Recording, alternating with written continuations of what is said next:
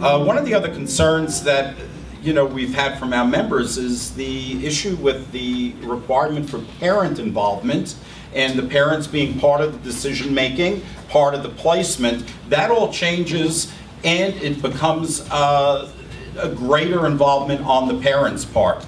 The question would be then, Senator Flanagan, you alluded to, sometimes we have many parents that for whatever reason, and it probably is because of a language barrier, aren't necessarily involved in the schools. So how do we go about getting those parents engaged in the education process, having them part of what's taking place in the schools and part of the decision making for their children when a lot of these parents aren't usually comfortable coming to school for whatever reason it could be? I don't know who began last, I'm losing track. Or who would like to go first? I think I'm next, so. Oh, okay. So I gave you a break there. You could appreciate that. Look, I think this is, to me, this is probably the most important thing.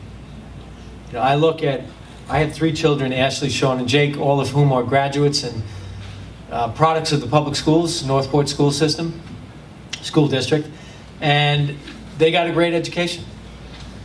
And at the same time, my wife and I are together, have been together. We have been a team. We were actively involved in their lives in every way, shape, and form. Perhaps a little overbearing every now and then, but tough. That's the way it's going to be. But we were essentially involved. I'm not sure how you can get every parent involved. There are some parents who just, by design, by default, they're just not going to be engaged. And that's a problem on so many different levels. It's a societal problem. It's one that involves a variety of different issues, including how do you come up with funding that may engender some of that participation that otherwise would not occur?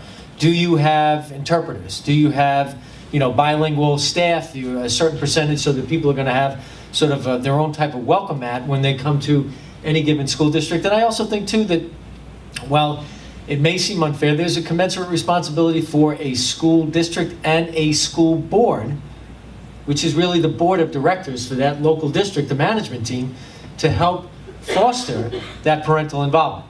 Now, I do see in some of the announcements that came out and some of the regulatory things that there has to be further professional development. In my estimation, there's no reason why you can't combine those. I think you can get a lot of parent buy-in and probably get some real growth factors with your professional staff if you can get people in the same room at the same time, because there should be that I guess, energy and synergy and some type of interaction with parents. The state of New York, if we are to do something, it seems to me that the primary component that we should be looking at is assisting school districts with some type of money directed specifically at those types of programs. I don't know. I think it would be extraordinarily difficult, if not impossible, to legislate parental involvement. There would be a backlash to that would, just be counterproductive. So leave it to the people at the local level, give them some tools, and it never hurts to have a few bucks to pay for some of these programs. Stephanie. Thank you. One of the things that I know we've found incredibly successful when we try to reach out to our parents is, of course, going through the kids. So when we run our community nights, for example, what we do is we make sure that we have events for their children where they are working on instructional materials, they're working on fun activities with our art teachers or our physical education teachers, and the kids will come and they will bring their parents because they want to be there, and the rest of their school is going to be there, and their teachers are going to be there. And we found, that's an annual event that we run that we have found to be successful. One of the things that we look at, as I mentioned before, we have 26 different languages in Sachem. And out of those, we have 22 of them represented by translators. It hasn't been easy to find. We are very lucky to have Stony Brook nearby, and we've been able to work with our student teachers and their departments.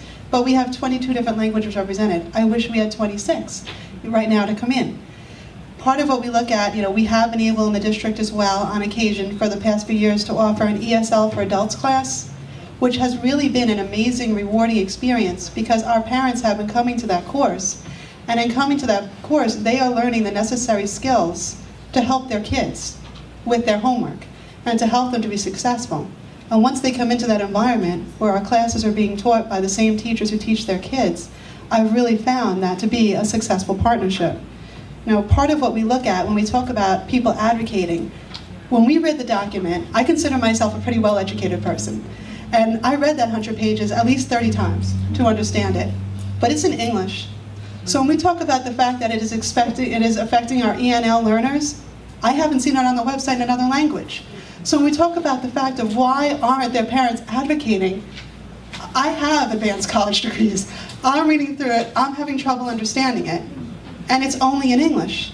So if we really want to provide our teachers, in the mandate, it says to us that we have to provide documentation to people in their home language. That's something we have to do. We have to hire translators, we have to go through, and we've been doing that to the best of our ability already. It is recommending, in addition to parent-teacher conferences that we hold an additional meeting with parents, similar to a CSE, if you will, in its structure, but that we have a support team meeting for our ESL parents to come in. And it's a wonderful idea. It's a way to really mandate them coming in, because that's a part of this regulation. But like I said, part of my concern is that if we've got to provide these documents in a variety of languages, and I have 26 different languages in SACHM, it would be nice if I could provide them with some documentation about their child's education that can be translated. And since we all need it, it'd be wonderful if that could be provided for us, instead of, I'm trying to think how much it would cost me to hire translators to translate a 100-page document. And that would be an expense that we don't have the resources right now, but it would be very helpful for our families. Regent Tillis? Two quick responses. One is, when it came to the Common Core and explaining to parents what this program was all about, I've seen districts that have brought in outside consultants to try to talk to parents and whatever else.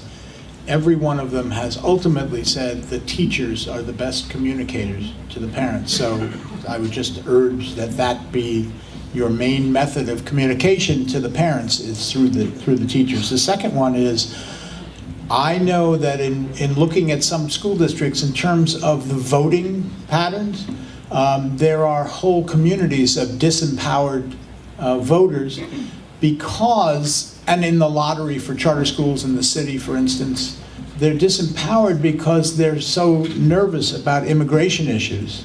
And that the school district is still a governmental entity, and the link up with having to sign up for a governmental entity is still very much in the minds of those parents. So it's a hard thing to overcome, but teachers are the best way from what I've seen on other issues.